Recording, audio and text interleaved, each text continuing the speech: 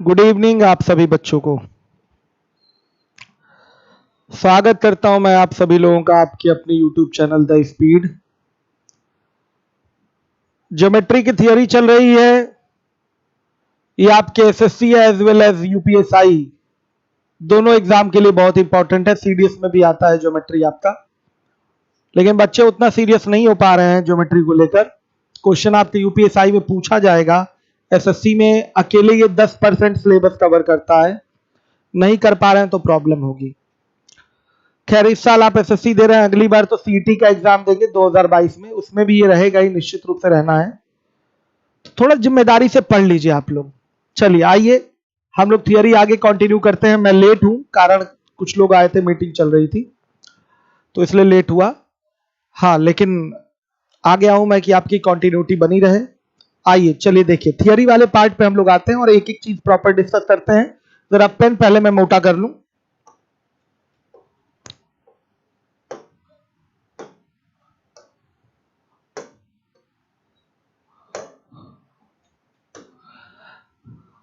ये सब पढ़ा चुका हूं मैं आपको, मध्य बिंदु प्रमेय, ये सारी चीजें हो चुकी हैं। चलिए देखिए अब हम बात करेंगे चतुर्भुज की। इंग्लिश में इसको कहते हैं क्वाड्रिलेटरल। तो चार भुजाओं से घिरी हुई आकृति को कहते हैं चतुर्भुज। फिगर में बना रहा हूं, ध्यान से देखिएगा।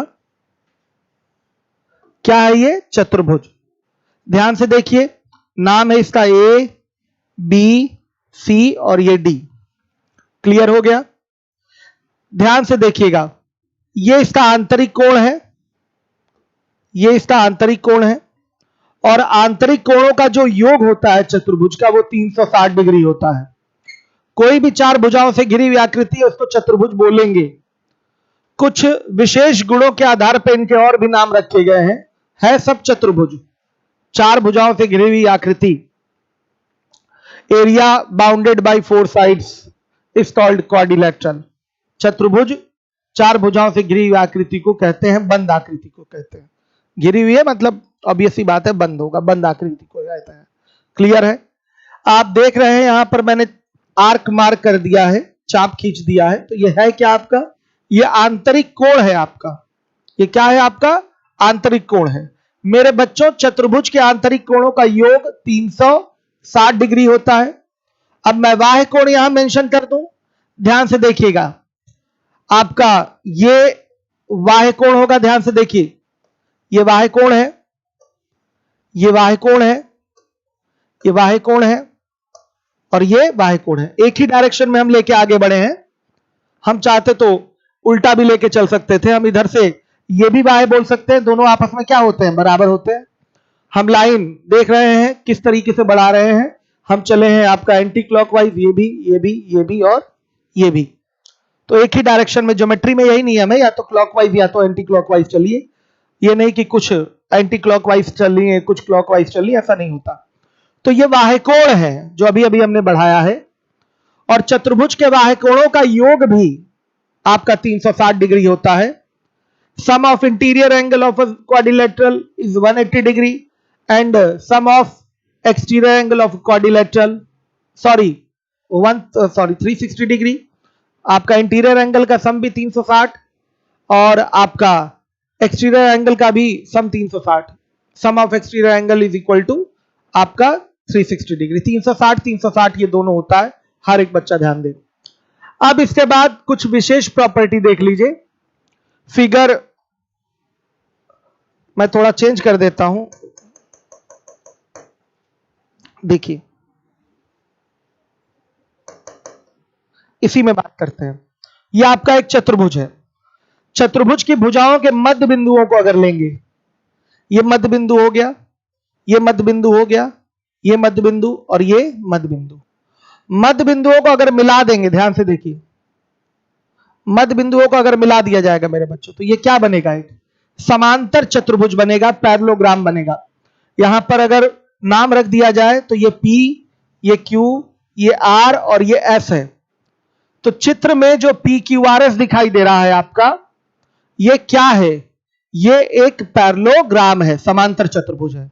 अब आप कहेंगे सर ये क्या होता है, ये कहां से आ गया? मेरे बच्चों ये भी चतुर्भुज ही है, समांतर चतुर्भुज इसको हिंदी में कहते हैं। क्यों नाम इसका समांतर चतुर्भुज पड़ा है आगे बताऊंगा, लेकिन अभी यह सवाल आपके एग्जाम में पूछा जाता है कि चतुर्भुज की भुजाओं के, किसी भी चतुर्भुज की, कैसा भी चतुर्भुज हो, किसी भी चतुर्भुज की भुजाओं के मध्य बिंदुओं को मिलाने से क्या बनता है, तो आपका उत्तर होगा समांतर चतुर्भुज बनता है। क्या बनता है? समांतर चतुर्भुज बनता है। दिमाग में रखिएगा। यहां चित्र में PQRS एक आपका पैरेललोग्राम है। क्लियर हो गया बच्चों? ये अपने दिमाग में आज रख लीजिएगा। क्या एग्जाम में पूछता है? चतुर्भुज की भुजाओं के मध्य बिंदुओं को मिलाने से क्या बनता है, तो आपका उत्तर क्या होगा? समांतर चतुर्भुज बनता है। PQRS क्या है? आपका पैरेललोग्राम है। चलिए इसी में हम डिलीट कर दें इसको। देखिए अब क्या करने जा रहे हैं हम, इसके एंगल का बाइसेक्टर लेंगे, इंटीरियर एंगल का बाइसेक्टर खींचेंगे। तो ध्यान से देखिए, आपका ये एक बाइसेक्टर हो गया, ये कोण इसके बराबर है। ये एक बाइसेक्टर हो गया, ये कोण इसके बराबर है। ध्यान से देखिएगा। फिर आपका ये एक बाइसेक्टर हो गया, ये कोण इसके बराबर है। और मेरे बच्चों ध्यान दीजिए, ये एक बाइसेक्टर हो गया, ये कोण इसके बराबर है। तो यहां जो आपका बना है MNOP, ध्यान दीजिएगा, MNOP क्या होगा? हर एक बच्चा देखेगा, चक्रीय चतुर्भुज होगा। क्या होगा? चक्रीय चतुर्भुज, साइक्लिक क्वाड्रिलेटरल होगा। अब आप कहेंगे सर क्या क्या नाम ले रहे हैं आप, चक्रीय चतुर्भुज कहां से आ गया, ये क्या होता है? वो भी मैं आगे आपको पढ़ाऊंगा। अगर किसी भी चतुर्भुज के आमने सामने के कोणों का योग 180 डिग्री है तो वो चतुर्भुज चक्रीय चतुर्भुज कहलाता है, साइक्लिक क्वाड्रिलेटरल कहलाता है। सुन लीजिएगा, कोई भी चतुर्भुज हो उसके अपोजिट एंगल का सम, यानी कि आमने सामने वाले कोणों को इंग्लिश में अपोजिट एंगल कहते हैं। अपोजिट एंगल का सम अगर 180 डिग्री है, मतलब ये कोण ये कोण जोड़कर 180 हो जाए, ये कोण जोड़कर अगर 180 हो जाए, तो इसको बोलेंगे साइक्लिक क्वाड्रिलेटरल चक्रीय चतुर्भुज। तो अगर ये भी पेपर में आपके पूछता है, ये सब बहुत इंपॉर्टेंट थियरी है, पूछता है कि किसी चतुर्भुज के, यूपीएसआई के लिए भी इंपॉर्टेंट है, ध्यान से सुनिएगा, किसी चतुर्भुज के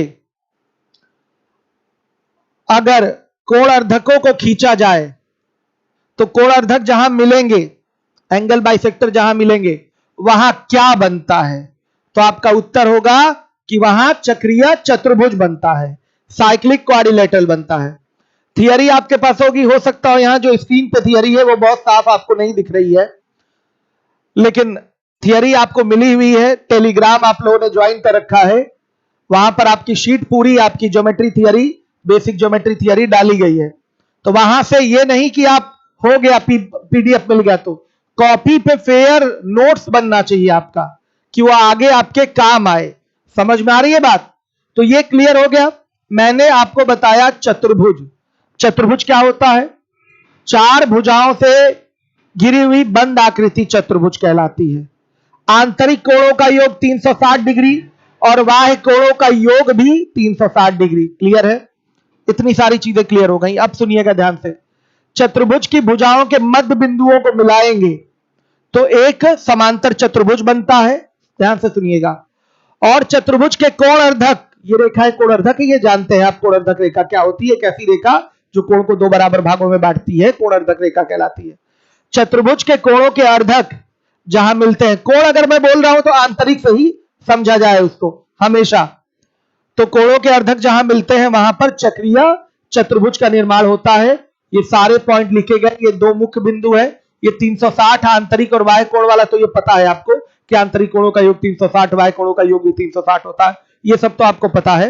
ये दो चीजें आपको नहीं पता थी, दो चीजें आप एकदम क्लियर हो लीजिए कि क्या मैंने बोला, भुजाओं के अगर मध्य बिंदुओं को मिलाया जाए तो आपका बनेगा एक बच्चों समांतर चतुर्भुज, और अगर कोणों के अर्धकों को मिलाया जाए, जहां मिलेंगे वो जाकर, वहां बनेगा एक चक्रीय चतुर्भुज। ध्यान में रखिएगा इन चीजों को प्रॉपरली। अब आइए अगला पॉइंट है हमारा आयत। इंग्लिश में कहते हैं इसको रेक्टेंगल। आ गई बात समझ में? सारे पॉइंट्स आपके लिखे हुए हैं। मैं यहां आ जाता हूं, यहां से बताता हूं, ध्यान से देखिए बच्चों। आयत क्या होता है? यह भी एक चतुर्भुज है यह भी एक क्वाड्रिलेटरल, चार भुजाओं से घिरी हुई आकृति यह भी है, लेकिन इसका खास नाम आयत क्यों पड़ा है? बच्चों देखिए, अगर कहीं लिखा हुआ है आयत किसी आकृति के बारे में, तो आप समझेंगे कि उसके कुछ विशेष गुण होंगे, और उन विशेष गुणों में क्या क्या है सुन लीजिए ध्यान से। कोई चतुर्भुज है जिसकी आमने सामने की भुजाएं बराबर हैं, भुजाएं एक दूसरे से 90 डिग्री पर जुड़ी हुई हैं, तो उसको आप आयत बोलेंगे। कमरे में नजर दौड़ाइए, बहुत सारे आयताकार आकृतियां आपको नजर आएंगी। जैसे आपका हो सकता हो कमरा आपका बना हो घनाकार, तो फर्श ही दिखेगा आयताकार। दरवाजे तो होते ही आयताकार हैं, खिड़की हो सकता हो कहीं वर्गाकार हो जाए, लेकिन अलमारी देखिए, जहां आप अपने कपड़े वगैरह सेफ, वो लोहे वाली अलमारी या लकड़ी वाली अलमारी देखिए रूम में होगी, क्या होता है? पल्ले उसके जो दिखाई देंगे सामने से, सब क्या दिखेंगे? आयताकार दिखेंगे। आयत की आकृति आंखों के सामने आपके आ गई, रूम में ही आ गई आपकी आंखों के सामने। तो आयत एक चतुर्भुज होता है जिसमें आमने सामने की भुजाएं बराबर होती हैं, और भुजाएं एक दूसरे से 90 डिग्री के कोण पर जुड़ी हुई रहती हैं। लंबी भुजा को लंबाई बोल देंगे, और उससे जो छोटी भुजा है उसको चौड़ाई बोल देंगे। समझ में आई बात? फिगर हम यहां बना के आपको दिखाते हैं आयत का। ये देखिए, ये आयत है, नाम रख लिया इसका ए बी सी डी। भुजाएं आमने सामने वाली बराबर है, यानी कि ये भुजाएं बराबर है। ध्यान से देखिए, ये इसके बराबर है और ये भुजा इसके बराबर होगी। ध्यान से देखिएगा, ये भुजा इसके बराबर है। भुजाएं एक दूसरे से 90 डिग्री पर जुड़ी हुई होती हैं, तो यहां 90 डिग्री का कोण होगा। 90, और कोई कोण नहीं, 90 डिग्री का कोण होगा। और ऐसा हो जाने से ये दोनों रेखाएं क्या कहलाएंगी? समांतर भी कहलाएंगी। आमने सामने वाली भुजाएं क्या हो जाएंगी? समांतर। क्योंकि ये दोनों कोणों का योग 180 हो गया, तो सह अंतः कोणों का योग 180 आप जानते हैं, हमने आपको पैरेलल लाइंस और ट्रांसवर्सल में बताया है। तो ये रेखा इसके बराबर भी होगी और इसके समांतर भी होगी। ये रेखा इसके बराबर भी होगी और क्या है? समांतर है। समझ में आई बात? तो आयत बच्चों ये भी चतुर्भुज है, आमने सामने की भुजाएं बराबर और 90 डिग्री पर एक दूसरे से अटैच होती हैं। आमने सामने की भुजाएं क्या हो गई? समांतर भी हो गई, पैरेलल भी हो गई। सारे पॉइंट्स यहां लिखे हुए हैं, सारे पॉइंट्स लिखे हुए हैं, आप देख भी सकते हैं। मैं क्रमागत बता रहा हूं एक करके, ध्यान से सुनिएगा। विकर्ण किसको कहते हैं? इंग्लिश में डायगोनल कहलाता है। ये डायगोनल, तो कोई भी आपका पॉलीगन है, कोई भी पॉलीगन, बहुभुज इसको कहते हैं। ये भी एक बहुभुज है, चार भुजाएं हैं इसमें, चार भुजाएं हैं। पॉलीगन, पॉलीगन एक अलग टॉपिक है, मेंसुरेशन कैट लेवल खत्म होने के बाद अलग से पूरा पॉलीगन मैं आपको पढ़ाऊंगा। तो ये भी बहुभुज है, इसको बहुभुज कहते हैं, पॉलीगन कहते हैं। तो जिसमें कई सारी भुजाएं हो वो पॉलीगन बहुभुज कहलाता है। तो इसमें चार भुजाएं हैं, तो ये भी चार भुजाओं वाला एक बहुभुज है, पॉलीगन है। ठीक है, पॉलीगन यानी कि बहुभुज, ध्यान रखिएगा। तो बच्चों कोई भी पॉलीगन है, कोई भी बहुभुज है, विपरीत शीर्षों को मिलाने वाली रेखा विकर्ण कहलाती है। तो इसमें विपरीत शीर्ष कौन कौन से होंगे? ए और सी, ये विपरीत शीर्ष है, इंग्लिश में इसको कहते हैं अपोजिट वर्टिसेस। डी और बी ये विपरीत शीर्ष है, अपोजिट वर्टिसेस। तो बच्चों ये देखिएगा ध्यान से, कलर में चेंज कर लूं, ये एक विकर्ण है, ये एक विकर्ण है, और एक विकर्ण ये है। विपरीत शीर्षों को मिलाने वाली रेखा क्या कहलाती है? विकर्ण कहलाती है। तो इस आयत में दो विकर्ण बनेंगे, दो विकर्ण बनेंगे। यहां दिखाई दे रहा है दो विकर्ण है, और दोनों आपस में बराबर होंगे। खास बात, दोनों आपस में बराबर होंगे। ध्यान से देखिए, लंबाई अगर 4 सेंटीमीटर, चौड़ाई 3 सेंटीमीटर, तो एक विकर्ण कितना आया? 5 आया। ध्यान से देखिए बच्चों, ये भी 4 होगा, ये भी 3 होगा, तो भी तो ये भी 5 आएगा। तो क्या दिखाई दिया कि आयत के विकर्ण आपस में क्या होते हैं? बराबर होते हैं। पाइथागोरस से लाए थे हम, ये 3 4, तो वो कर्ण क्या हो जाएगा? 5 हो जाएगा। उसी तरह से 3 4 तो कर्ण 5 हो गया। तो क्या देखा आपने?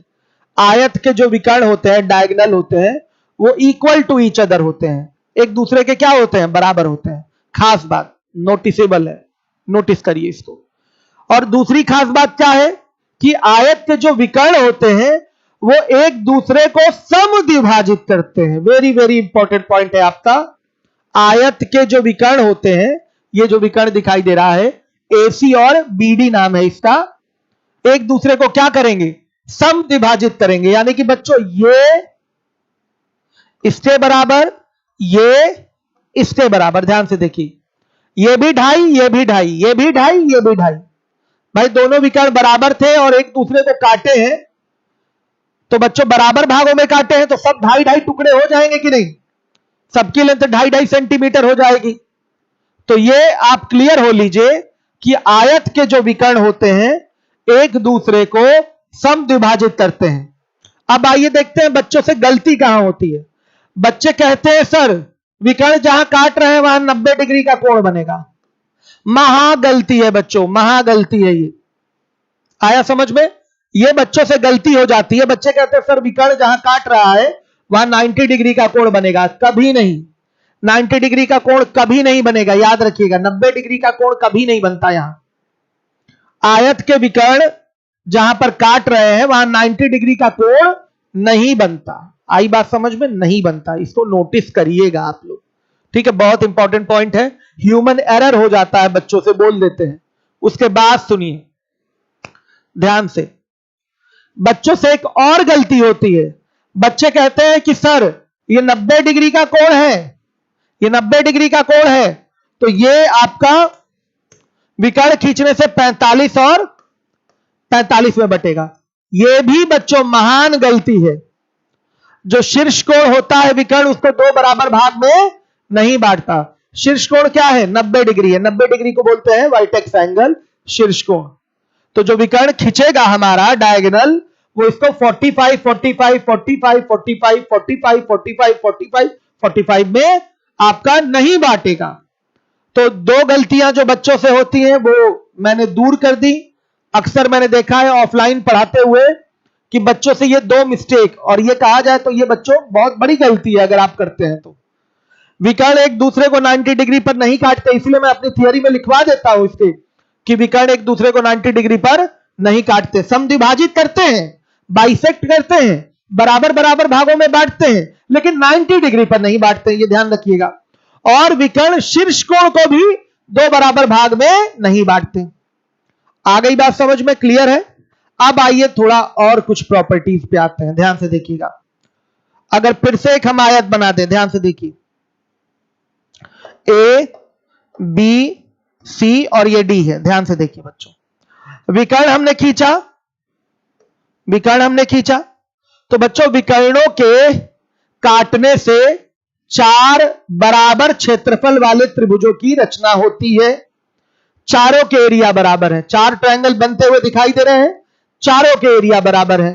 क्यों बराबर है मैं अभी दिखा दूंगा, लेकिन चारों सर्वांगसम नहीं होते।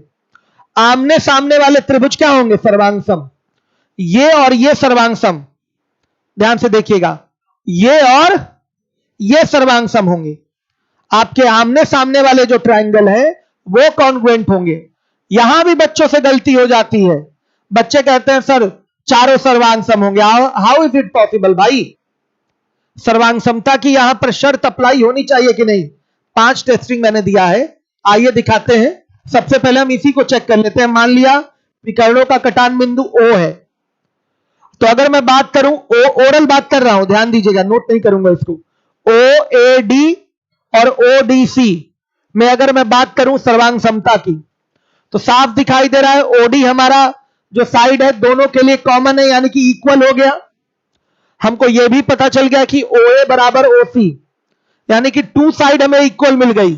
तो 2 साइड इक्वल मिल गई तो या तो तीसरी साइड भी इक्वल मिल जाए, जो कि पॉसिबल नहीं है। ये लंबी भुजा है और ये छोटी भुजा है। तो मेरे बच्चों ऐसे ही ये अगल बगल वाले सर्वांगसम नहीं होंगे। आप भी करके देखिए, करके देखेंगे तो सीखेंगे। आ रही है बात समझ में? करके देखेंगे तो प्रॉपर सीखेंगे। ये और ये सर्वांगसम नहीं होता। हाँ आइए देखिए, आमने सामने वाला दिखा देता हूं। कई तरीके से सर्वांगसम दिखा सकते हैं आप। ये भुजा इसके बराबर हो गई, ध्यान से देखिएगा, हर एक बच्चा देखिए, ये पैरेलल भी है इसके, तो ये कोण इसके बराबर और ये कोण इसके बराबर, कौन सी प्रॉपर्टी मेरे बच्चों बताइए? इंटीरियर ऑल्टरनेट एंगल से एंगल साइड एंगल लग गया, एंगल साइड एंगल इसमें लग गया कि नहीं बताइए? सीधे सीधे ये दोनों आपके कॉन्ग्रुएंट हो गए। उसी तरह से एंगल साइड एंगल लगाकर इन दोनों को भी आप क्या कर सकते हैं? कॉन्ग्रुएंट कर सकते हैं। चारों कॉन्ग्रुएंट नहीं होते इसमें, चारों कॉन्ग्रुएंट नहीं होते, ध्यान दीजिएगा, आमने सामने वाले कॉन्ग्रुएंट होते हैं। अब जो बच्चों का प्रश्न आता है ऑफलाइन में, बच्चे पूछते हैं कि सर जब चारों कॉन्ग्रुएंट नहीं है तो चारों के एरिया कैसे इक्वल होंगे?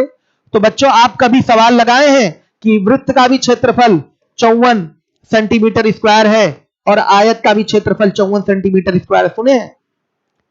क्या अलग अलग आकृतियों के क्षेत्रफल बराबर नहीं हो सकते? क्यों नहीं हो सकते भाई? क्षेत्रफल तो उसका बच्चों जो भी भुजाओं द्वारा कवर्ड जगह है उसका मेजरमेंट है।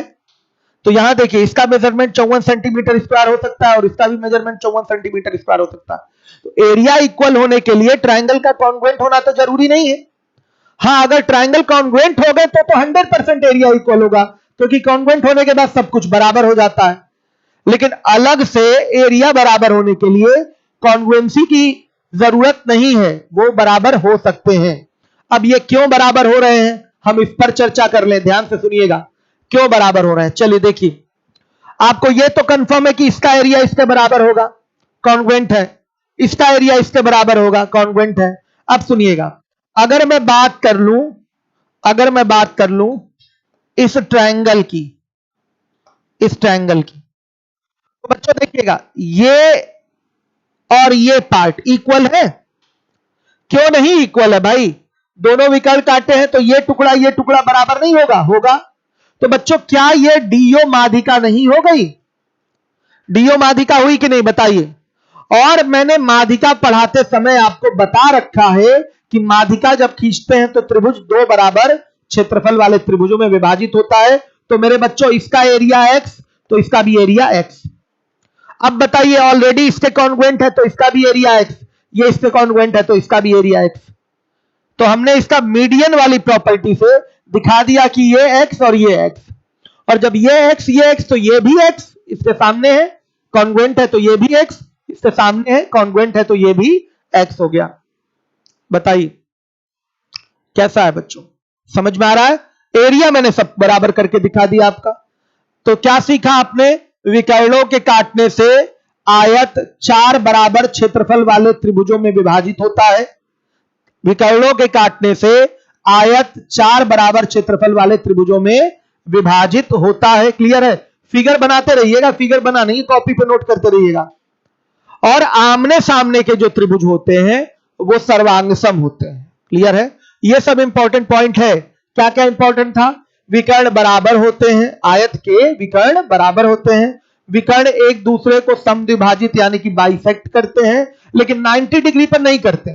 यहां पर 90 डिग्री का कोण नहीं है, ध्यान दीजिएगा, मैंने काटा है 90 डिग्री का कोण नहीं होता।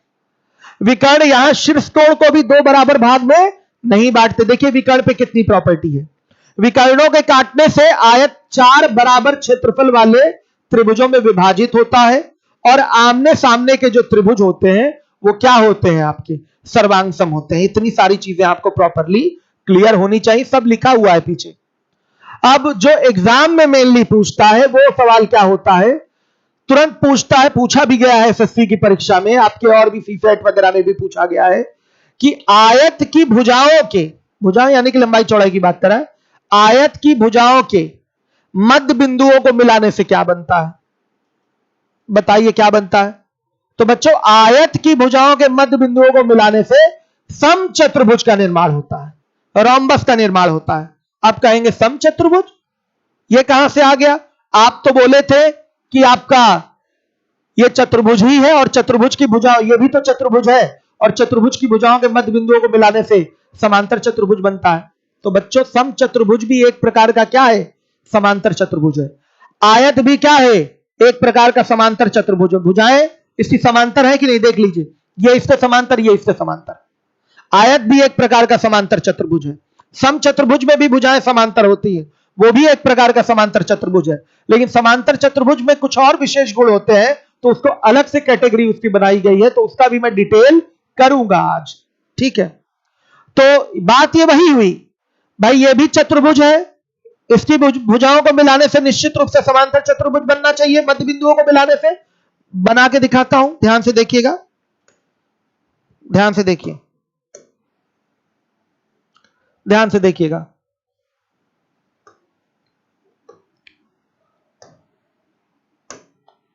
ये मिड पॉइंट, ये मिड पॉइंट, ये मिड पॉइंट, ये मिड पॉइंट, मिड पॉइंट्स को अगर मिला लिया जाए तो निश्चित रूप से ये भी एक पैरेललोग्राम होना चाहिए, क्योंकि ये चतुर्भुज था और चतुर्भुज की भुजाओं के मध्य बिंदुओं को मिलाने से एक पैरेललोग्राम बनता है। तो है ये पैरेललोग्राम, है ये पैरेललोग्राम ही है, ये इसके पैरेलल होगा, ये इसके पैरेलल होगा, लेकिन इसका एक विशेष नाम दिया जाता है कुछ और विशेष गुणों के कारण, और वो है समचतुर्भुज।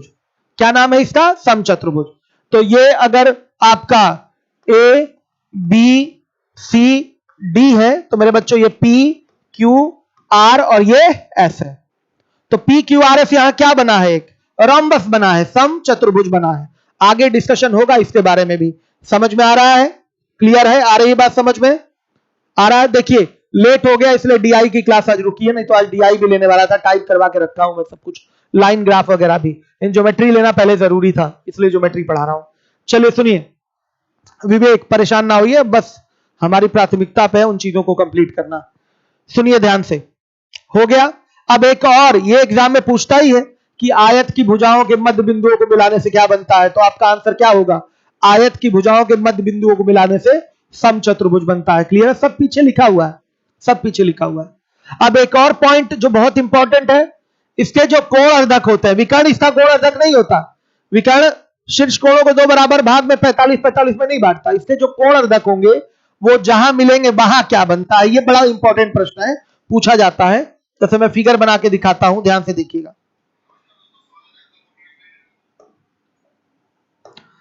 ध्यान से देखिए,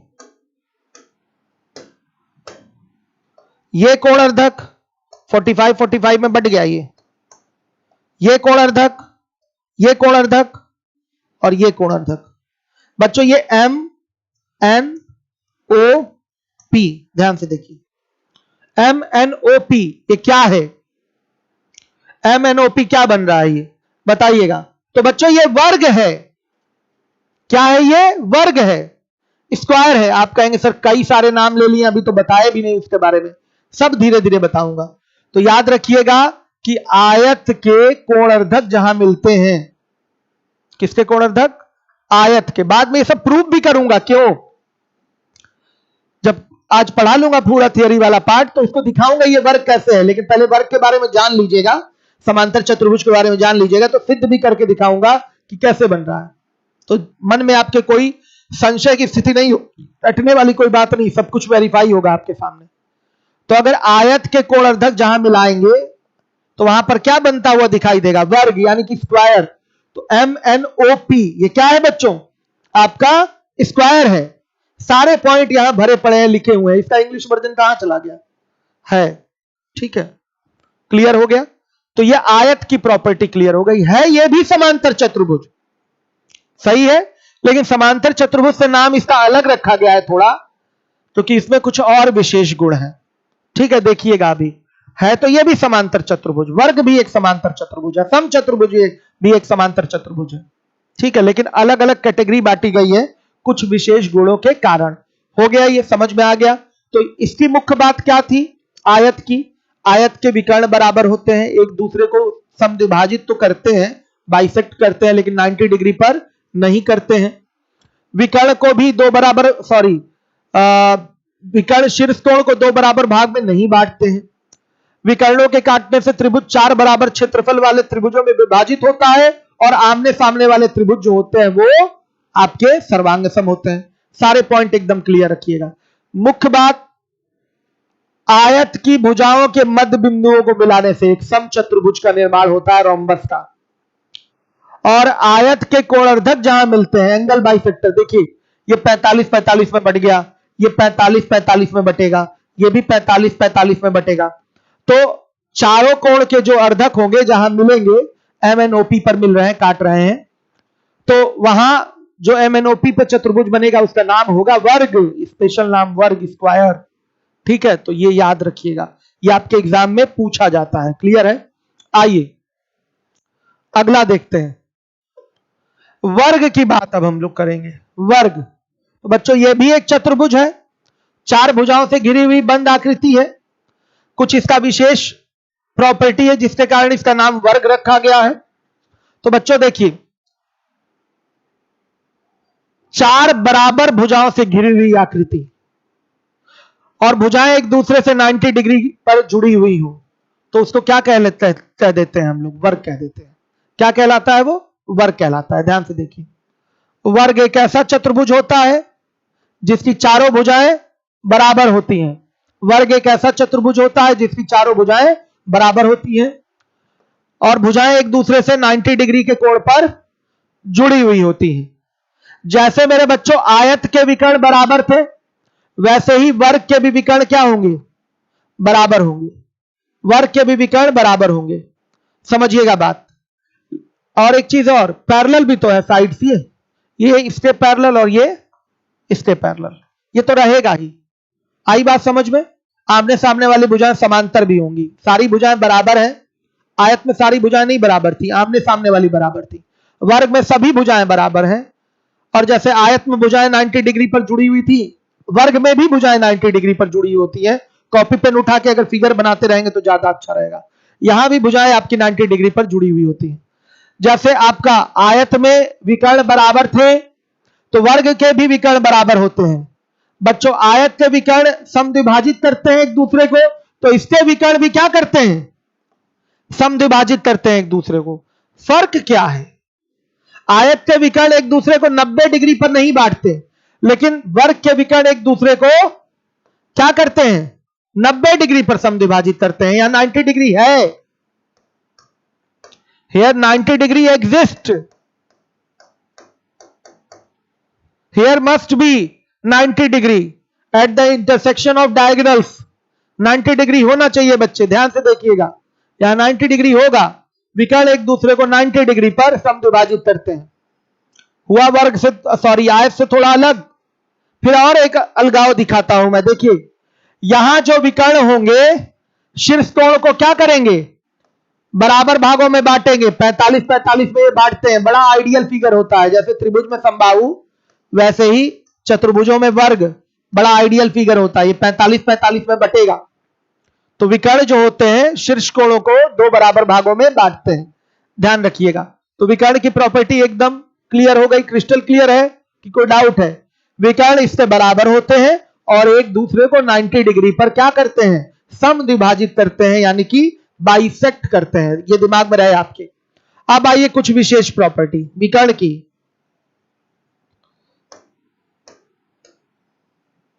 ध्यान से देखिए, विकर्णों के काटने से,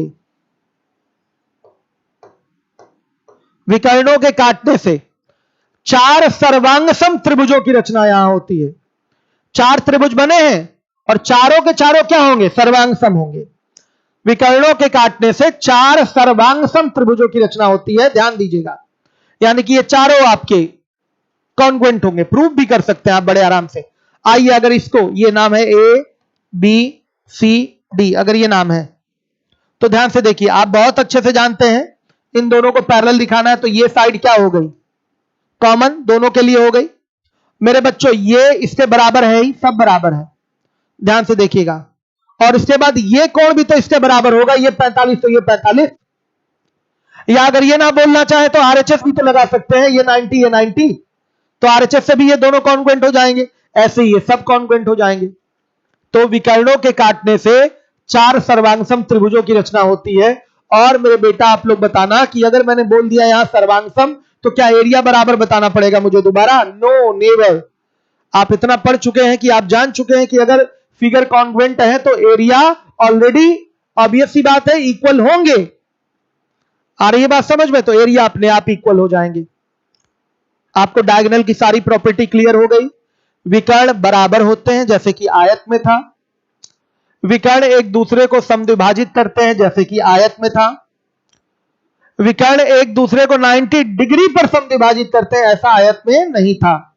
यहां करते हैं, यहां 90 डिग्री पर करते हैं। विकर्ण शीर्ष कोण को 2 बराबर भागों में बांटते हैं, ऐसा आयत में नहीं था। ये 45 45 में बटेगा, ये 45 45 में बटेगा, ये भी बटेगा, ये भी बटेगा और ये भी बटेगा। क्लियर हो रहा है बात? आ रही बात समझ में?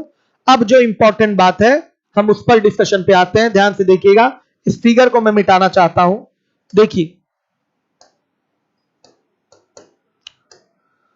देखिएगा ध्यान से, अगर मैं इसकी भुजाओं के मध्य बिंदुओं को मिला दूं, ध्यान से देखिएगा, नाम है इसका ए बी सी डी। अगर मैं इसकी भुजाओं के मध्य बिंदुओं को मिला दूं तो क्या बनेगा? आप कहेंगे सर समांतर चतुर्भुज बनेगा। यस, हमेशा समांतर चतुर्भुज बनता है, क्योंकि यह भी एक चतुर्भुज है और चतुर्भुज की भुजाओं के मध्य बिंदुओं को मिलाने से क्या बनेगा? एक समांतर चतुर्भुज बनेगा। यह भी आपका जो बनने जा रहा है यहां आकृति जो हम मिलाने जा रहे हैं, यह भी क्या है? समांतर चतुर्भुज है, लेकिन कुछ विशेष गुणों के कारण इस पी क्यू आर एस का नाम हम क्या रखे हैं? कुछ विशेष नाम रखे हैं, वर्ग है ये। तो वर्ग की भुजाओं के मध्य बिंदुओं को मिलाने से वर्ग ही बनता है। क्या बनता है? वर्ग की भुजाओं के मध्य बिंदुओं को मिलाने से क्या बनता है? वर्ग ही बनता है। क्या बनता है? वर्ग ही बनता है। क्लियर है? आ रही है बात समझ में? तो बच्चों सुनिए, अब इसके बाद कोण अर्धक वाली प्रॉपर्टी पे आएंगे। ध्यान से देखिएगा, ये ए बी सी डी इसका कोण अर्धक ले रहे हैं, इसका कोण अर्धक ये हो गया। मेरे बच्चों, इसका कोण अर्धक यहीं से चला जाएगा। इसका कोण अर्धक ये है, तो इसका कोण अर्धक यहीं से चला जाएगा। क्यों? ये 45 45 45 45 पे जो बांट रहे हैं ये रेखाएं, निश्चित रूप से ये क्या होंगी?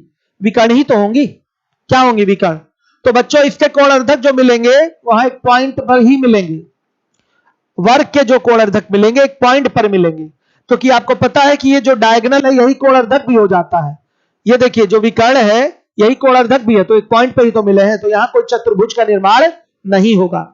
आयत में था, आयत में मैंने क्या बताया था? आयत के कोण अर्धक जहां मिलते हैं वहां वर्ग का निर्माण होता है। आयत ये फिगर था आपका, ये वाला फिगर था। ये कोण अर्धक, ये कोण अर्धक, ये कोण अर्धक, ये कोण अर्धक ऐसे मिले थे। ये क्या है? क्या है? एक वर्ग है मेरे बच्चों। क्या है? वर्ग है। वर्ग का निर्माण होगा। ये मैं प्रूव भी करूंगा। पहले पूरी थियरी पढ़ा दूं और सारी चीजें मैं प्रूव करके आपको दिखाऊंगा। क्लियर हो गया? वर्ग समझ में आ गया? किसी को कुछ और पूछना है? कुछ लोग कहेंगे सर क्षेत्रफल और परिमाप बताइए इसका। तो क्षेत्रफल और परिमाप मैं मेंसुरेशन में पढ़ाता हूं। आई बात समझ में? मेंसुरेशन वाली चीज है। मेजरमेंट, एरिया और पेरीमीटर का हम मेंसुरेशन में करेंगे, यहां नहीं। ज्योमेट्रिकल प्रॉपर्टी है वो देख लीजिए। ये प्रॉपर्टीज आपका मेंसुरेशन में भी यूज होता है। आपको पता होना चाहिए वर्ग क्या है। कमरे में कहीं वर्ग दिखाई दे रहा है? बताइए, कमरे में कोई वर्गाकार आकृति है? बच्चों, अगर रूम में आपके फर्श पे टाइल्स लगा है तो वर्गाकार होगा। देखेंगे कि चारों भुजाएं उसकी क्या हैं? बराबर हैं। और कोई वर्गाकार आकृति जैसे सपोज किया जाए रूम में आपके है? फील करिए, कहीं देखिए नजर दौड़ा के, कोई वर्गाकार आकृति है, चारों भुजाएं बराबर होती हैं, वर्ग कहते हैं उसको। और जो स्पेशल प्रॉपर्टीज है सब हमने बता दिया आपको। वर्ग के बाद आइए, अगला पॉइंट हमारा है समांतर चतुर्भुज। इसी की चर्चा बहुत खास तौर पे हो रही थी। क्या है ये? क्या है ये समांतर चतुर्भुज? देखिए, समांतर चतुर्भुज में क्या होता है बच्चों? एक ऐसा चतुर्भुज जिसकी भुजाएं, आमने सामने की भुजाएं समांतर हो और बराबर हो, और भुजाएं एक दूसरे से 90 डिग्री के कोण पर ना लगी हो, उसका स्पेशल नाम दिया जाएगा समांतर चतुर्भुज। स्पेशल नाम दिया जाएगा समांतर चतुर्भुज। आई बात समझ में? और अगर कोई समांतर चतुर्भुज दिया है लेकिन भुजाएं उसकी जुड़ गई 90 डिग्री पे, तो उसका नाम क्या हो जाएगा? आयत। क्या हो जाएगा? आयत। यानी कि आयत भी पैदा हुआ है समांतर चतुर्भुज से। आई बात समझ में? कोई समांतर चतुर्भुज है और भुजाएं उसकी 90 डिग्री पे हो गई, तो वो क्या हो जाएगा? आयत हो जाएगा। कोई समांतर चतुर्भुज है, भुजाएं 90 डिग्री पर हो गई और भुजाएं बराबर हो गई, क्या हो जाएगा? वो वर्ग हो जाएगा। बात हमारी समझिएगा आप लोग। तो आइए समांतर चतुर्भुज एक स्पेशल केस लेते हुए हम फिगर क्लियर करते हुए आपको बताते हैं। देखिएगा,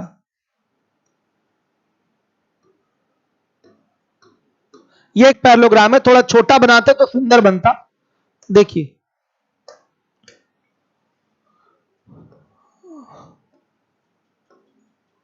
ये है पैरेललोग्राम। देखिए बर्फी टाइप का लेटा हुआ है, बर्फी लग रहा है, अभी मन कर रहा है खा जाए। देखिए ध्यान से, नाम है इसका ए बी सी डी। देखिए क्या क्या है इसमें, ये भुजा बराबर है और ये दोनों क्या है, पैरेलल भी है। आमने सामने वाली भुजाएं क्या है, बराबर है और क्या है बच्चों, समांतर है। ये भुजा दोनों बराबर भी है और ये क्या है, आमने सामने वाली भुजाएं समांतर भी है। और मेरे बच्चों यहां 90 डिग्री का सबको दिखेगा कि यहां 90 डिग्री का कोई कोण है ही नहीं। यही है parallelogram, this is called parallelogram. आया समझ में? यही समांतर चतुर्भुज है। क्या होता है समांतर चतुर्भुज? मतलब एक ऐसा चतुर्भुज जिसकी भुजाएं आमने सामने वाली समांतर हो और बराबर हो। खास बात यह कि भुजाएं 90 डिग्री पर ना जुड़ी हो, पैरेललोग्राम कहलाएंगी, समांतर चतुर्भुज कहलाएंगी। आ रही है बात समझ में? क्लियर है? और अगर यही 90 डिग्री का कोण बन गया होता तो हो जाता ये आयत, हो जाता कि नहीं ये आयत? बताइए। आयत की भी पैदाइश कहां से हुई है? समांतर चतुर्भुज से ही हुई है। हर एक बच्चा क्लियर रहे। अब देखिए खास बातें, ये है समांतर चतुर्भुज के विकर्ण। तो ध्यान दीजिएगा, एक विकर्ण है AC और एक विकर्ण है आपका BD। ये दोनों बराबर नहीं होते। खास बात, समांतर चतुर्भुज के विकर्ण बराबर नहीं होते। खास और विशेष बात, समांतर चतुर्भुज के विकर्ण बराबर नहीं होते। अभी तक मैंने देखा कि आयत के विकर्ण बराबर थे, वर्ग के भी विकर्ण बराबर थे, लेकिन ये एक आपके पास बच्चों देखिए फिगर आ गया है, यहां इसके विकर्ण बराबर नहीं होते। आपको नई चीजें हैं, दिमाग में बैठाना ही पड़ेगा। समांतर चतुर्भुज के विकर्ण आपस में बराबर नहीं होते हैं। हर एक बच्चा देखेगा। पैरेललोग्राम इसको इंग्लिश में कहते हैं। शॉर्ट नेम में हम कई जगह ऐसे भी लिख देंगे इसको। कौन लिखे पूरा समांतर चतुर्भुज? हम पैरेलल लाइन बना के GM लिख देंगे, तो इसका मतलब पैरेललोग्राम ही होता है। आई बात समझ में? अब सुनिए, विकर्ण की प्रॉपर्टी पे ही हम चल रहे हैं। विकर्ण आपस में बराबर नहीं होते, लेकिन बच्चों विकर्ण एक दूसरे को समद्विभाजित करते हैं। यानी कि ये इसके बराबर होगा और यहां डबल डैश लगाना पड़ेगा, ये इसके बराबर होगा। क्यों? क्योंकि अगर सिंगल डैश लगा देंगे तो चारों बराबर दिखने लगेगा। आयत में मैंने ये लगाया था, सब पे हमने सिंगल डैश लगाया था, तो सब बराबर हो रहे थे। यहां हमने इसको बराबर दिखाया डबल डबल डैश लगाकर, इसको बराबर दिखाया डबल डबल डैश लगाकर। आ गया समझ में? मतलब यह तो सच्चाई है कि विकर्ण एक दूसरे को समद्विभाजित करेंगे। जैसे कि आयत में कर रहे थे, वर्ग में कर रहे थे, वैसे ही समांतर चतुर्भुज में भी करेंगे। समांतर चतुर्भुज में विकर्ण बराबर नहीं होते, लेकिन एक दूसरे को क्या करते हैं? समद्विभाजित करते हैं। अच्छा, मैं आपसे पूछूं कि क्या यहां 90 डिग्री का कोण बनता है, तो आपका क्या जवाब होगा? कहां है ये 90 डिग्री मैंने बनाया है? विकर्ण जहां एक दूसरे को काटे हैं, तो सीधे आप बोलेंगे no sir, how is it possible? नहीं बनता। यहां 90 डिग्री का कोण नहीं बनेगा समांतर चतुर्भुज में। 90 डिग्री का कोण नहीं बनेगा समांतर चतुर्भुज में। ध्यान से देखिए, 90 डिग्री का कोण नहीं बनेगा। बनने लगेगा तो वर्ग नहीं हो जाएगा ये? बताइए, 90 डिग्री का कोण नहीं बनता यहां पर। 90 डिग्री का कोण, जहां विकर्ण एक दूसरे को काटेंगे वहां 90 डिग्री का कोण नहीं बनता। आ रहा है समझ में? क्लियर है? कोई डाउट हो तो आप हमको बता दीजिए। क्लियर है ना बच्चों? आ रही है बात समझ में? 90 डिग्री का कोण नहीं बनता। और एक खास बात जो बच्चों से महान गलती होती है, इस पे क्वेश्चन भी बनते हैं। मेरे बच्चों, अगर ये कोण 60 डिग्री है तो क्या ये 30 और 30 डिग्री में बटेगा? कभी नहीं। गलत बात है। विकर्ण शीर्ष कोण को भी दो बराबर भाग में नहीं बांटते। विकर्ण यहां शीर्ष कोण को दो बराबर भाग में नहीं बांटते। हर एक बच्चा देखेगा। अगर ये 60 डिग्री का कोण है तो विकर्ण खींच दिया तो ये 30-30 में नहीं बटेगा। हो सकता हो ये 20 और ये 40 हो। आया समझ में? हो सकता हो ये 10 हो और ये 50 हो। बराबर बराबर भाग में नहीं बटता, जैसे कि आयत में था। आयत में भी विकर्ण शीर्ष कोण को दो बराबर भाग में नहीं बांटते, वर्ग में बांट रहे थे 45-45 पे। समांतर चतुर्भुज में भी नहीं बांटते विकर्ण शीर्ष कोण को बराबर भागों में। अगर एक शीर्ष कोण ये 60 डिग्री का है मेरे बच्चों, तो ये 30-30 में नहीं बट सकता। याद रखिएगा, नहीं बटता, नहीं बटता, नहीं बटता, नहीं बटता। क्लियर है? दिमाग में रहना चाहिए, आपके कंफ्यूजन नहीं होना चाहिए। विकर्ण बराबर नहीं होते। ध्यान दीजिए, विकर्ण बराबर नहीं होते। बहुत सारे बच्चे कहते हैं होते हैं। कैसे होते हैं? विकर्ण बराबर नहीं होते। साफ साफ मैंने बोल दिया, AC not equal to BD। विकर्ण बराबर नहीं होते। तो विकर्णों की ये सब प्रॉपर्टी आपने देख लिया। अब आइए, देखिए बन गया ये आपका पैरेललोग्राम। देखिए विकर्ण यहां पर हमने खींच लिया, नाम है इसका ए बी सी डी, ये ओ है मेरे बच्चों। यहां भी सेम वही केस, विकर्णों के काटने से 4 बराबर क्षेत्रफल वाले त्रिभुजों की रचना होती है।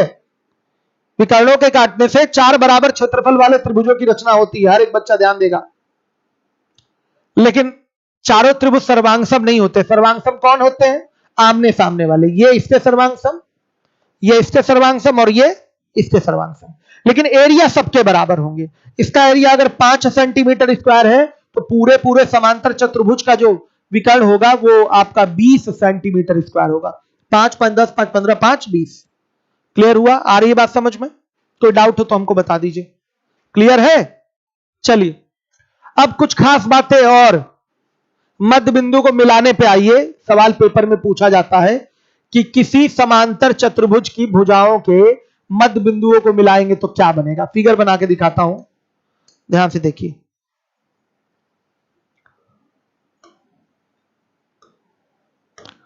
ए बी सी डी, इसकी भुजाओं के मध्य बिंदुओं को मिलाने से मेरे बच्चों क्या बनेगा, पूछता है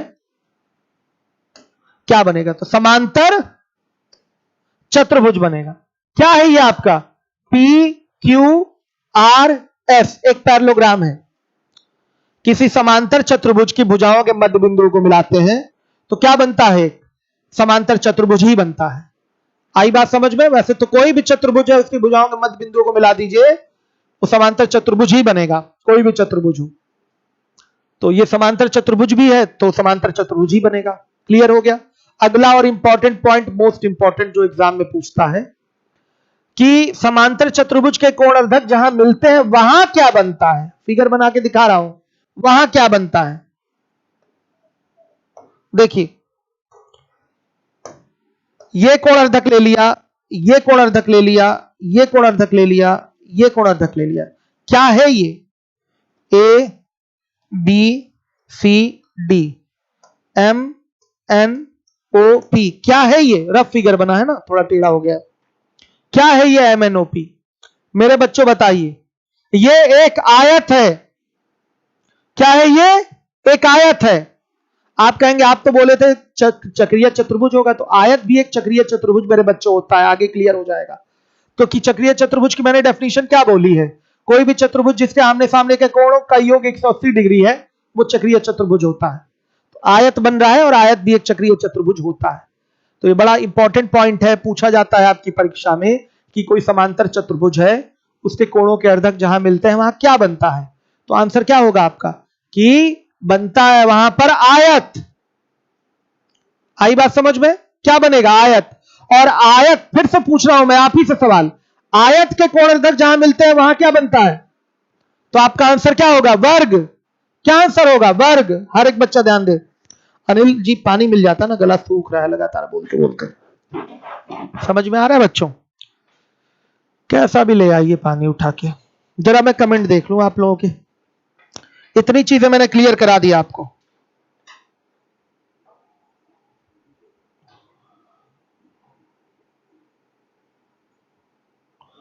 रविकांत यादव, पार्ले जी सब आंसर दे रहे हैं। प्रीति, विवेक,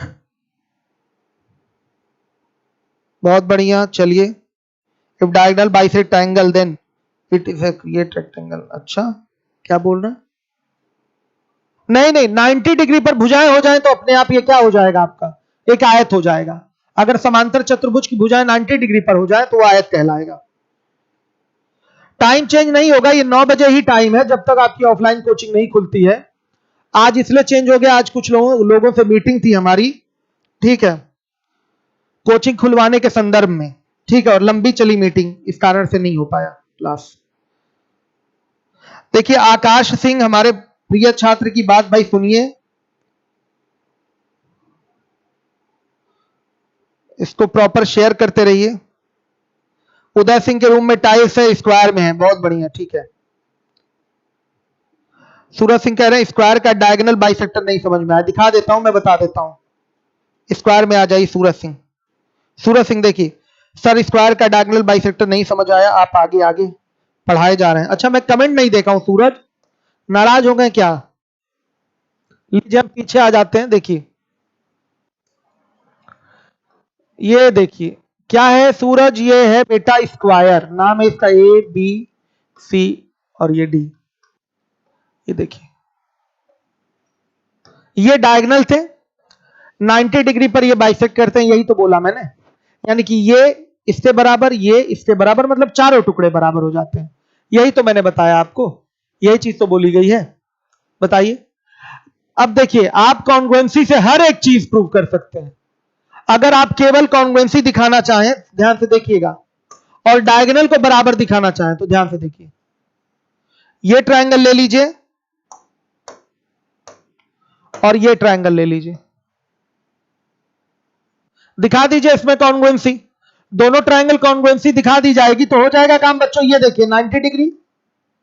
और सुनिए, इस त्रिभुज में ये भुजा इसके बराबर और ये कॉमन हो गया, और इसके कोण भी क्या है, 90 डिग्री है।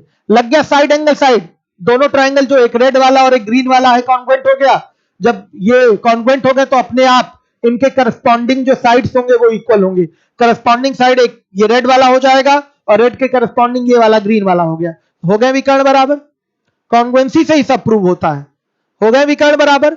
अब मैंने बोला है कि विकर्ण एक दूसरे को क्या करते हैं, बाइसेक्ट करते हैं, 90 डिग्री पर करते हैं। इसको भी आइए प्रूव कर लेते हैं, आइए प्रूव कर लेते हैं। ध्यान से देखिए, आपको ये तो बहुत अच्छे से पता है, ध्यान से देखिएगा, ये तो बहुत अच्छे से पता है कि सब क्या होते हैं, कॉन्ग्रुएंट होते हैं।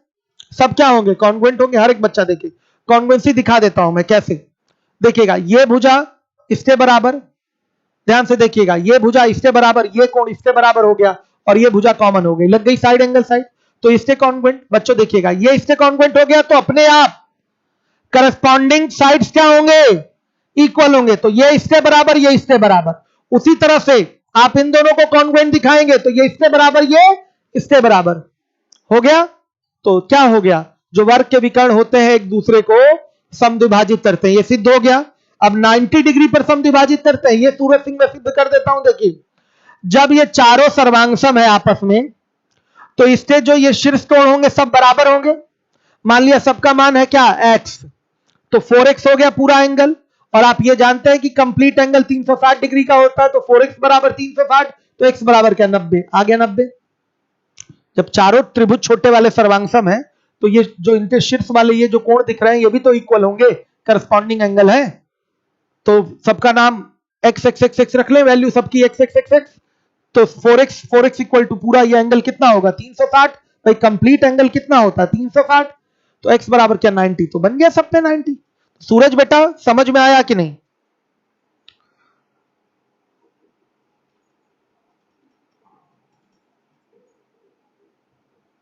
टाइम नहीं चेंज होगा रविकांत, 9 बजे ही रहेगा, परेशान ना हो, ठीक है, ठीक है। सूरज बोल नहीं रहे समझ में आया कि नहीं। आइए अब अगले पे आते हैं हम लोग। समांतर चतुर्भुज मैंने बता दिया। अब हम बात करेंगे सम चतुर्भुज की। वेरी इंपॉर्टेंट फिगर है सम चतुर्भुज। क्या होता है सम चतुर्भुज भाई? देखिए, वर्ग ही टाइप का होता है, लेकिन वर्ग की भुजाएं 90 डिग्री पर जुड़ी हुई होती हैं, इसकी भुजाएं 90 डिग्री पर नहीं जुड़ी हुई होती हैं। बच्चों, एक ऐसा चतुर्भुज जिसकी चारों भुजाएं बराबर होती हैं और आमने सामने वाली भुजाएं समांतर होती हैं, और भुजाएं एक दूसरे से 90 डिग्री के कोण पर नहीं जुड़ी होती, तो उसको कहते हैं समचतुर्भुज। जुड़ जाए तो वही समचतुर्भुज वर्ग कहलाएगा, जुड़ जाए तो वर्ग हो जाएगा वो। देखिए फिगर ऐसे होगा। आप कहेंगे सर ये तो समांतर चतुर्भुज है। मेरे बच्चों, समांतर चतुर्भुज में आमने सामने वाली भुजाएं बराबर थी, यहां सभी भुजाएं बराबर होंगी। कहां क्या होंगी, सभी भुजाएं बराबर होंगी। थोड़ा और अच्छा बना दूं ना, देखिए ए बी सी डी, यहां सभी भुजाएं बराबर हैं, सभी भुजाएं बराबर है। ध्यान से देखिएगा, यह आपका एक समचतुर्भुज है। कहीं कहीं ऐसे भी फिगर बना रहता बर्फी टाइप का, ऐसे भी बना रहता बर्फी टाइप का। यहां भी सभी भुजाएं क्या हैं, बराबर है। इसी को टेढ़ा कर दिया। भुजाएं एक दूसरे से 90 डिग्री पर जुड़ी हुई दिखाई दे रही है? नहीं, भुजाएं एक दूसरे से 90 डिग्री पर नहीं जुड़ी हुई दिखाई दे रही है। चलिए ध्यान से देखिए, विकर्ण मेरे बच्चों इसके भी बराबर नहीं होते, खास पॉइंट नोट करिएगा। समचतुर्भुज के विकर्ण बराबर होते हैं क्या? नहीं होते। समचतुर्भुज के विकर्ण भी बराबर नहीं होते, लेकिन समचतुर्भुज के विकर्ण एक दूसरे को 90 डिग्री पर क्या करते हैं? बाइसेक्ट करते हैं, यानी कि ये इसके बराबर और ये इसके बराबर 90 डिग्री पर बाइसेक्ट करते हैं। ध्यान से देखिए, ये विकर्ण है। हम इतनी प्रॉपर्टी करके छोड़ देंगे, कल समझाएंगे क्योंकि समय हो गया जीएस का। सर आ रहे हैं, थोड़ा सा समय चाहिए होता है पीपीटी सेट करने के लिए। उदय सिंह कह रहे हैं अनिल सर कमेंट पढ़वाइए सर को। अनिल का क्या कहो? सर क्या स्क्वायर में डायगोनल 90 डिग्री है तो जो डायगोनल बाइसेक्टर होगा वो वापस मिलेगा? क्या कह रहे हैं ये? सर क्या स्क्वायर में डायगोनल 90 डिग्री? अरे मेरे बाबू, स्क्वायर समझिए फिर से, बस ये वर्ग है, स्क्वायर है। ये एक विकर्ण होगा, ये एक विकर्ण होगा भाई, एक बिंदु पे काटेगा कि नहीं काटेगा? और जहां काटता है वहां पर 90 डिग्री का कोण बनता है। अभी अभी मैंने प्रूव किया है, यहां पर 90 डिग्री का कोण बनता है, प्रूव किया है हमने। क्योंकि चारों सर्वांगसम होंगे तो ये चारों कोण बराबर होंगे, चारों कोणों का योग 360, तो एक कोण सीधे 90 आ जाएगा, 90 डिग्री पर ही काटेगा। आई बात समझ में? क्लियर है? इसमें क्या डाउट है? अब सुनिए, मैंने एक प्रॉपर्टी वो वाली जो थी मैंने बताया था, इसमें जो हमारा शीर्ष कोण होता है ये विकर्ण ही होता है। शीर्ष कोण हमारा विकर्ण ही होता है 45-45। तो अब शीर्ष कोण जहां मिलते हैं वहां पर कोई चतुर्भुज नहीं बनता, एक पॉइंट पर ही मिलते हैं। तो ये पॉइंट यहां जो था कैंसिल हो जाता है। जैसे आयत के शीर्ष कोण सूरज मिलते हैं वहां पर क्या बनता है? वर्ग बनता है। समांतर चतुर्भुज के शीर्ष कोण अर्धक जहां मिलते हैं वहां पर क्या बनता है? आयत बनता है। यहां पर कुछ नहीं बनेगा क्योंकि विकर्ण ही इसके शीर्ष कोण अर्धक होते हैं। सूरज, ऑफलाइन कोचिंग तो बहुत समय लगेगा भाई। और कोई बात? कितना कल्लू टाइप का लग रहा हूं मैं आजकल। देखिए, मैं एकदम सीरियस टीचिंग करता हूं, ध्यान देना चाहिए आप लोगों को जिम्मेदारी के साथ, ठीक है? अभी क्लियर नहीं है? किसको क्लियर नहीं है भाई? तो स्पीड कोचिंग को क्लियर नहीं है? समझ में आ गया, ठीक। सूरज सिंह को, हाँ। कोचिंग का बेटा कुछ भरोसा नहीं है, आप लोग रेगुलर आइए, क्लास करिए। और कल से अगर बच्चे नहीं बढ़े, मेरे ऑफलाइन वाले बच्चे नहीं पढ़ने आए ज्योमेट्री, मैं ज्योमेट्री बंद कर दूंगा यूट्यूब पे, याद रखिएगा। केवल फिर ऐप पे ही चलेगा और बाद में रोइएगा मत ऑफलाइन क्लास में आके, या बाद में मत कहिएगा कि ऑफलाइन नहीं पढ़ा रहे हैं और ऑनलाइन हम लोग को नहीं पढ़ाया जा रहा है। फाउंडेशन वाले भी आके पढ़े, फाउंडेशन वाले भी पढ़े और इंडिविजुअल वाले भी पढ़े, सब लोग पढ़े आके। इतना चिल्ला चिल्ला के एक एक चीज समझाने की कोशिश कर रहा हूं मैं आपको कि कहीं कोई दिक्कत ना हो। तो बच्चों, मैं ईमानदारी से पूरा आपके सामने खड़ा हूं समझाने के लिए, तो आपकी भी ईमानदारी होनी चाहिए कि क्लास आइए, रेगुलर करिए, बिना भागे। ये नहीं कि आए 5 मिनट बाद चले गए। यही तो है, ऑफलाइन क्लास में डिसिप्लिन मेंटेन रहती है, ऑनलाइन में नहीं हो पाती डिसिप्लिन मेंटेन। बच्चा अपने मन का राजा होता है। तो किसी का आज तक पढ़ने का मन किया है क्या? बताइए कि आगे पढ़ लेगा ऑनलाइन।